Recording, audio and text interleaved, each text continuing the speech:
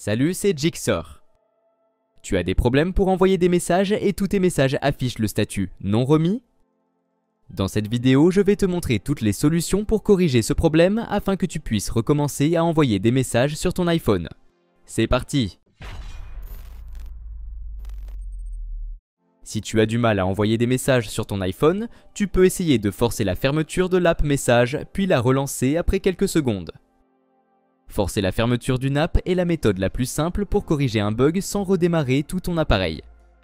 Si tu utilises un iPhone avec Face ID, fais un glissement lent vers le haut depuis le bas de l'écran d'accueil. Ça devrait faire apparaître le App Switcher où tu peux voir toutes les apps récemment utilisées. Trouve l'app qui bug et fais-la glisser vers le haut pour la fermer. Sur les iPhones avec bouton d'accueil, le processus est un peu différent. Appuie 2 fois sur le bouton d'accueil puis glisse l'app vers le haut, comme sur les derniers modèles. Ensuite, tu devrais pouvoir rouvrir l'app sans problème. Parfois, une conversation bloquée peut faire bugger l'app Messages. Certains utilisateurs ont signalé que supprimer les anciens messages et démarrer une nouvelle conversation avec le même contact peut résoudre le souci. Si le problème persiste, plusieurs raisons peuvent en être la cause. Commençons par vérifier si tu as une connexion réseau. Les messages sont envoyés via la connexion de ton opérateur mobile, mais tu peux utiliser le Wi-Fi si disponible. Assure-toi d'avoir une bonne connexion réseau. Si tu es dans une zone à faible signal, tes messages peuvent ne pas passer. Vérifie aussi ton forfait mobile et si tu n'as pas dépassé tes limites de texto. Si c'est le cas, tu devras peut-être recharger ton crédit. Une fois ton crédit vérifié, assure-toi que le mode avion est désactivé sur ton iPhone pour pouvoir envoyer et recevoir des messages. Tu peux aussi essayer d'activer puis désactiver le mode avion pour forcer ton appareil à se reconnecter au réseau. Vérifie aussi si le numéro de ton contact et l'indicatif régional sont corrects. Pour ça, ouvre l'app Contact et choisis le nom du contact pour voir son numéro. Une fois que tu as vérifié le numéro du contact, regarde aussi si les options MMS et messages de groupe sont activées dans les réglages. Pour ça, ouvre Réglages et appuie sur Messages. Sous SMS, MMS active à la fois Messagerie MMS et Messages de groupe. C'est important surtout si le message contient une photo, une vidéo ou si tu essaies d'envoyer un message à plusieurs personnes. Si tu ne vois pas ces options, contacte ton opérateur pour savoir si ton forfait prend en charge les MMS de groupe. Si tu utilises iMessage pour envoyer tes textos, vérifie si iMessage est activé dans les réglages. Il a peut-être été désactivé par erreur, ce qui pourrait être le problème. Pour activer iMessage, va dans Réglages, sélectionne Message, puis active l'option iMessage. Active aussi l'option Envoyer par SMS. Ça permettra d'envoyer tes messages en SMS classique si iMessage n'est pas disponible.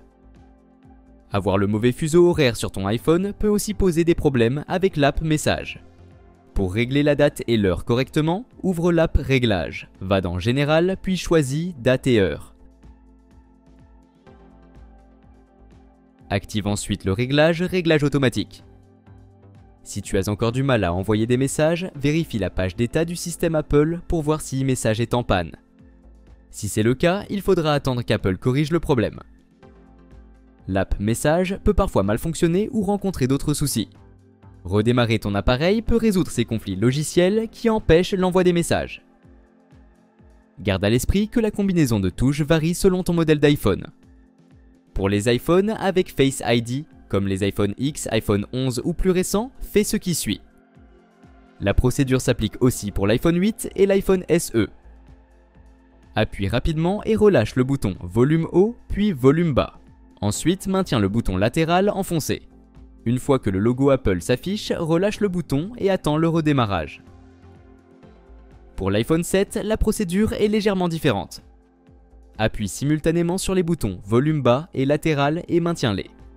Continue à les maintenir jusqu'à ce que le logo Apple s'affiche. Pour les modèles iPhone 6S ou antérieurs, maintiens enfoncés en même temps les boutons veille et accueil. Garde-les appuyés et relâche-les quand le logo Apple apparaît.